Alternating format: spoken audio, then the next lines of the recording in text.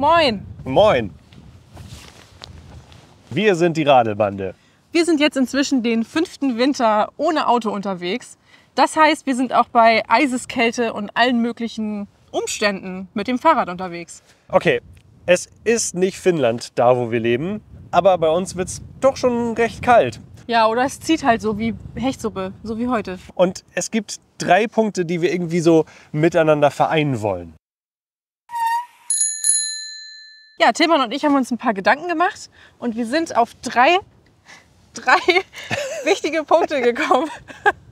Und zwar erstens, dass wir beim Radfahren beweglich bleiben. Natürlich, dass wir warm bleiben, aber auch ein wichtiger Aspekt ist, dass wir dabei gut aussehen. Genau, weil es geht nicht darum, jetzt irgendwie 20 Kilometer zu pendeln zur Arbeit, auch bei Winterwetter, sondern den Alltag zu bewältigen. Das heißt, rein und raus aus der Kita, in die Läden rein. Genau. Was auch immer ihr halt so erledigen müsst. Mal in der Stadt rumlaufen. Genau. Was weiß ich. Wenn ihr Tipps sucht zum Fahrradpendeln oder zum sportlichen Radfahren, dann gibt es genug andere Videos bei YouTube. Hier haben wir so ein kleines Schaubild uns mal überlegt, wie wir diese 3 Punkte zusammenbringen könnten. Diese 3 Punkte konkurrieren eigentlich. Beweglichkeit, Warmhalten und gut aussehen. Denn wenn ihr beweglich bleiben wollt, aber euch gleichzeitig auch warm halten wollt, dann müsst ihr im Grunde Sportklamotten tragen. Das sieht dann aber nicht so gut aus. Denn wenn ihr gut aussehen wollt und warm bleiben wollt, dann müsst ihr euch halt einen Wollmantel anziehen. Aber das ist wiederum nicht so beweglich.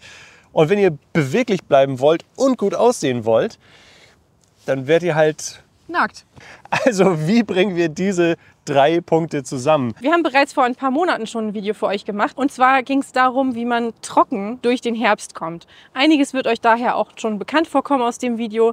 Aber hier geht es jetzt im Speziellen nochmal darum, wie ihr muckelig warm bleiben könnt, wenn es so richtig, richtig kalt ist. Auch für dieses Video werden wir freundlicherweise wieder von VD unterstützt. Das ist ein deutscher Sportartikelhersteller, der sich auf Outdoor-Kleidung spezialisiert hat, die vor allem nachhaltig und ökologisch hergestellt wird.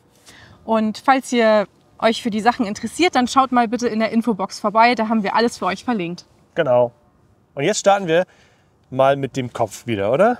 Ja. Wir empfehlen auch im Winter natürlich das Tragen eines Helms, eines Fahrradhelms beim Fahrradfahren. Es ist ja teilweise echt schwierig, über so eine Mütze hier einen Helm rüber zu kriegen. Das ist, kann man machen, sieht dann aber Das sitzt auch nicht richtig. Das sitzt dann halt auch nicht richtig, ne? Genau. Ich habe jetzt zum Beispiel aus meinem alten Helm einfach das Inlay rausgenommen, das hatte ich noch, und habe mir das da reingebastelt. Es gibt aber auch von verschiedenen Herstellern passende Winter-Inlays für eure Helme, da könnt ihr mal nachschauen. Das nutze ich, das finde ich ganz praktisch, und ich nehme mir dann meistens noch meine eigene Wollmütze mit, wenn ich irgendwo rein muss oder rumlaufe. Ich trage jetzt auch im Winter einen normalen Helm, aber hier gerade mit so einer Bommelmütze ist das erst recht schwierig, den Helm zu tragen. Aber da nutze ich eine Helmmütze. Die ist auch schon richtig alt, ne? Die ist schon richtig, richtig alt. Ist nicht unbedingt das stylischste Kleidungsstück, um es dann auch irgendwie im Geschäft oder so zu tragen, aber dafür passt ein Helm einfach da drüber, ohne dass man ihn groß verstellen muss. Die Ohren sind geschützt, es kommt kein Wind rein. Und allgemein ist es im Winter natürlich etwas besser, auch einen Helm zu tragen, der vielleicht nicht so viele Belüftungsöffnungen hat. Also das, was gerade im Sommer gut ist, ist im Winter dann vielleicht ein bisschen kühl. Und was mir noch einfällt, ist es eine sehr preisgünstige Möglichkeit, als sich jetzt wirklich so einen Skihelm anzuschaffen, Ja. Oder einen Helm extra, der für Winter-Inlay geeignet ist. Ne? Du hattest es schon erwähnt, diese Mütze ist schon sehr, sehr alt. Tatsächlich könnt ihr das hier auch so ein bisschen sehen. Das VD-Logo ist ein bisschen angekratzt, aber seit 10 Jahren trage ich diese Mütze unter meinem Helm. Und das spricht auch definitiv für die Qualität von VD. Und das ist auch ein Ansinnen, dass nämlich diese Produkte, die ihr kauft, lange genutzt werden können. Und auch das ist etwas, wofür VD steht. Und da zeige ich euch jetzt mal was. Aber ich wechsle noch mal kurz meine Mütze. Nee, ich sag ja, so, da kann man mal kurz irgendwo rein ins Geschäft, aber Du hast ja noch eine schönere. ja. Tilman, was hast du da? Zeig mal her. Diese Jacke hier habe ich euch vor 4 Jahren, vor 3,5 Jahren vorgestellt. Da hatte ich die mir gekauft, weil wir schon mal ein ähnliches Video gemacht haben über Winterklamotte, die auch stylisch ist, die im Alltag gut funktioniert, wie auch auf dem Fahrrad. Und diese Jacke habe ich jetzt auch seit 4 Wintern, Lea. Ja, kommt hin. Eigentlich jeden Winter getragen und teilweise bis weit in den Frühling hinein, wenn es mal kalt war oder auch schon im Herbst. Und die sieht immer noch richtig, richtig gut aus. Das ist auch so ein Punkt, den ihr beachten solltet, wenn ihr euch so eine Winterausstattung holt, dass die eben zeitlos ist, dass sie nicht irgendwie nach 1 oder 2 Saisons irgendwie aus der Mode gerät, sondern dass ihr die wirklich auch lange tragen könnt, bis sie auf ist. Und was ihr dann auch regelmäßig machen solltet, ist euch um diese Sachen zu kümmern, sie einfach zu pflegen. Ich habe die jetzt einmal gewaschen, weil die schon natürlich ein bisschen gelitten hat über die letzten Jahre, aber dann ab und zu mal waschen und dann auch ganz wichtig, sie neu zu imprägnieren. Was hast du dafür benutzt? Da gibt es verschiedene Möglichkeiten, also als Waschmittel so spezielle Sportwaschmittel, die auch die Membran aktiv halten. Und dann gibt es verschiedene Möglichkeiten, diese Outdoor-Produkte neu zu imprägnieren. Einmal mit Einwaschimprägnierung, allerdings auch, und das habe ich jetzt verwendet, mit so einer Aufsprühimprägnierung. Und diese Jacke, die fühlt sich jetzt auch wieder ganz anders an als vorher. Sie war vorher hat sich so ein bisschen stumpf angefühlt, weil einfach die Imprägnierung im Laufe der Zeit durch Reibung etc. von der Jacke weggeht und dann durchs Waschen und durch Regen etc. Aber jetzt fühlt die sich wieder richtig bereit, auch für noch so 5 Winter. Diese Jacke, also der Cyclist Padded Parka, der ist von VD auch speziell fürs Radfahren entworfen worden. Und jetzt gehen wir mal auf so ein paar Punkte ein, die Jacken erfüllen müssen, damit sie auf dem Fahrrad gut funktionieren. Ja, meine Jacke ist jetzt nicht von VD im Speziellen fürs Radfahren vorgesehen, aber sie funktioniert trotzdem auf dem Fahrrad ganz besonders gut. Und zwar liegt das an folgenden Features. Einmal hat sie diesen 2-Wege-Reißverschluss, weswegen sie auch on-bike richtig gut funktioniert, denn ihr habt dann einfach die entsprechende Beinfreiheit beim Treten. Off-bike funktioniert sie aber so gut, weil ich einfach gerne einen Mantel trage im Winter, wo der über den Oberschenkel geht und den Hintern abdeckt, weil es dann einfach ein bisschen wärmer ist. Zum anderen habt ihr diese schönen langen Ärmel mit den Bündchen, die keinen Wind reinlassen. Außerdem könnt ihr das Ganze noch mal verstellen. Das wäre auch so ein Punkt, auf den ich achten würde, dass man das so richtig schön warm machen kann oder weiter, falls ihr Handschuhe darunter tragen möchtet. Ich persönlich trage im Winter super gerne Wollmäntel, aber die sind einfach unpraktisch auf dem Fahrrad. Deswegen funktioniert diese Jacke jetzt besonders gut für mich, denn die kommt sogar mit einer Wollisolierung der Marke Lavalan. Die hat VD hier integriert und damit habe ich jetzt 2 Fliegen mit einer Klappe geschlagen. Ich kann auf dem Fahrrad mich super bewegen, die Jacke sieht gut aus und sie hält mich warm. Ich fordere eine etwas andere Strategie. Mir ist die Optik nicht ganz so wichtig. Mir ist eher wichtig, dass es funktional ist. Und mit dieser Jacke kann ich trotzdem einfach überall ins Geschäft gehen zum Beispiel und sehe nicht irgendwie wie ein Alien aus. Und ich machte eher das Zwiebelprinzip. Ich habe hier diese Winterjacke, die auch speziell von VD fürs Fahrradfahren gedacht wurde. Und das kann man auch an so ein paar Dingen erkennen. Nämlich auf der einen Seite ist hier noch, genauso wie bei Leas Jacke, diese abgedeckte Reißverschlussleiste. Und was diese Jacke hier auch zum Beispiel zum Pendeln auch noch hervorragend sich eignen lässt, sind diese Reißverschlüsse hier unter der Achsel. Die kann man einfach öffnen und dann bekommt die Achsel ein bisschen Luft. Das heißt, da könntet ihr auch längere Strecken auf dem Fahrrad gut fahren, ohne dass ihr den Hitzetod sterbt bei minus 3 Grad oder so. Wenn ich jetzt den Reißverschluss öffne, dann kommt hier einfach eine farblich nicht ganz passende Funktionsjacke zum Einsatz. Die ist ebenfalls aus atmungsaktivem Material, aus Polyester. Und was ich auch ganz wichtig finde, dass man, gerade wenn es wettertechnisch nicht ganz so stabil ist, dass solche Jacken dann keine eigene Kapuze haben, sondern die hat jetzt keine Kapuze und dadurch bekommt man halt diese Regenjackenkapuze oder diese Winterjackenkapuze hier ganz einfach drüber, ohne dass irgendwas hinten dran stört. Und das ist auch noch so ein ziemlich cooles Detail, denn eine Kapuze, ich sag mal so, im Winter könnte es ab und zu auch mal schneien oder regnen. Und da gelten dann wieder die Punkte, die wir in dem ersten Video über die Regenklamotten gesagt haben. Da müsst ihr euch dann auch vor Regen schützen. Und deswegen ist auch hier wiederum eine gute Imprägnierung wichtig und ein atmungsaktives Material, sodass Regen eben abperlt und nicht durch die Jacke durchkommt. Eben auch bei so einer Winterjacke. Und was ein weiterer Punkt ist, den ihr bei eurer Winterjacke beachten solltet, auch je nachdem, wie euer Fahrprofil aussieht. Und das unterscheidet auch diese Winterjacke jetzt von Leas Winterjacke. Und das sind so reflektierende Details. Diese Jacke hat das ein bisschen und diese Cyclist Padded Parka, die hat hier zum Beispiel so einen riesigen reflektierenden Streifen hinten drauf, den man im Dunkeln richtig gut sehen kann, wenn er angeleuchtet wird. Das sind so die Punkte, die wir bei Winterjacken beachten würden. Und davon mal abgesehen, dass sie halt warm genug sein sollten, damit ihr damit fahren könnt. Aber sie sollten eben auch nicht zu warm sein. Also so eine richtig dicke Winterjacke, die könnte euch in der Beweglichkeit einschränken und im Endeffekt auch während der Fahrt dafür sorgen, dass ihr dann doch ein bisschen zu warm werdet.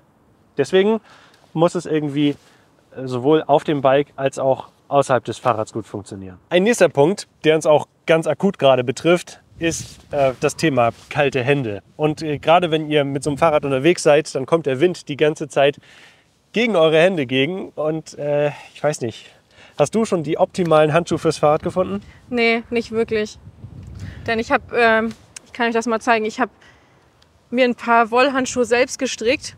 Problem, durch die Maschen kommt der Wind durch und hier die Oberfläche raut total an, wenn ihr eine Schaltung bedient oder die auf euren Griffen habt. Ich habe aber ein zweites Paar Handschuhe. Großer Vorteil, es ist Wollwalk. Da zieht also überhaupt nichts rein.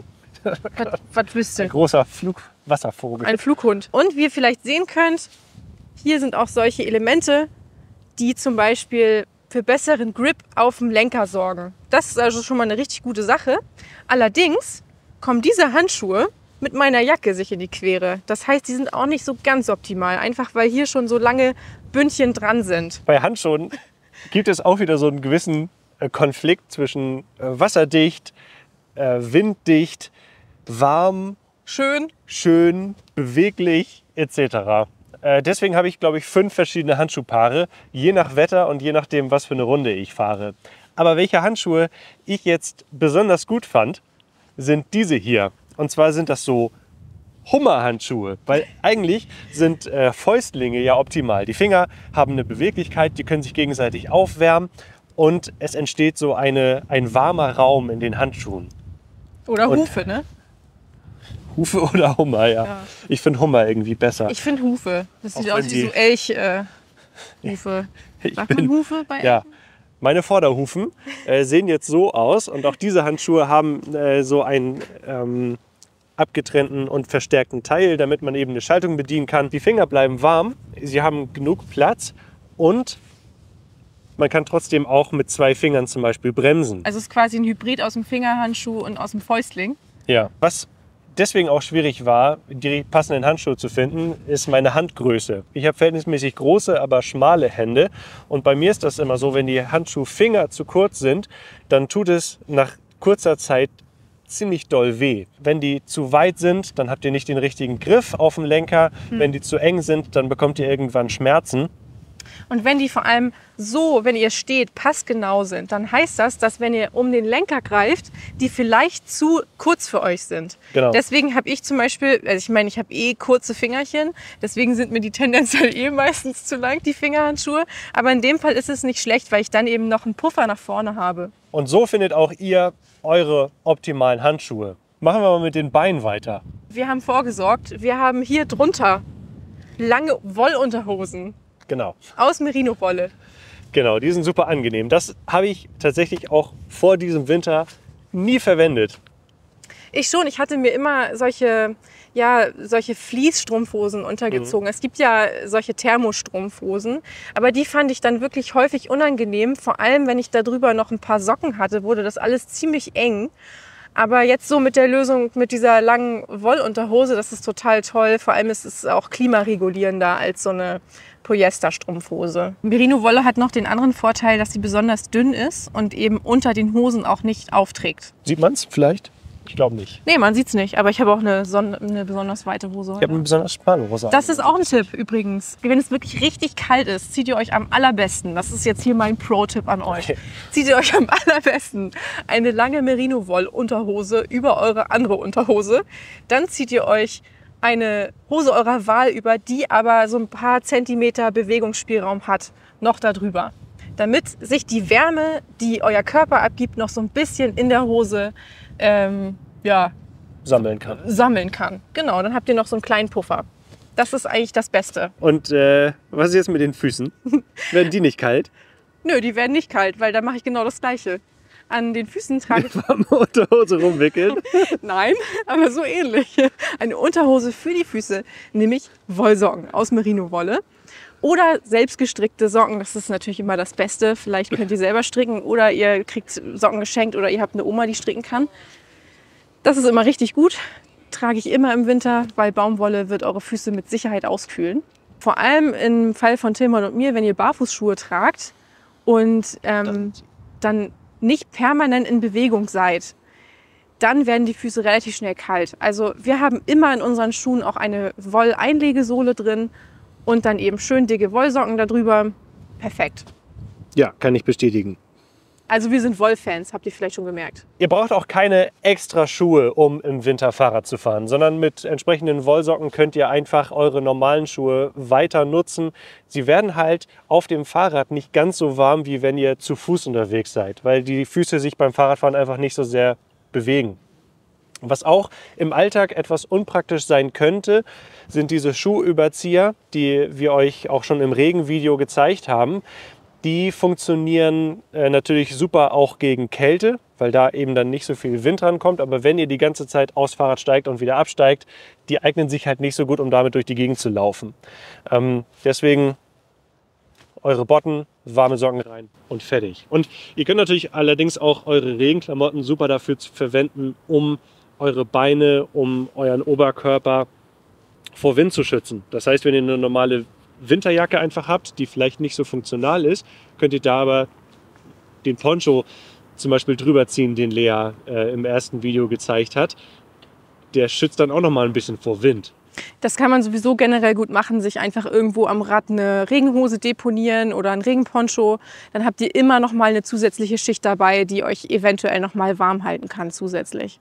Und was man, glaube ich, auch im Allgemeinen sagen kann, auf dem Fahrrad, wenn ihr wirklich unterwegs seid und fahrt, braucht ihr immer etwa so eine Schicht weniger, als wenn ihr draußen steht und zum Beispiel ein YouTube-Video aufnehmt. Ja. Auf jeden Fall waren das jetzt unsere Tipps für im Winter Fahrradfahren. Und wir sind ja auch diesen Winter schon durch den Schnee gefahren bei starken Minusgraden.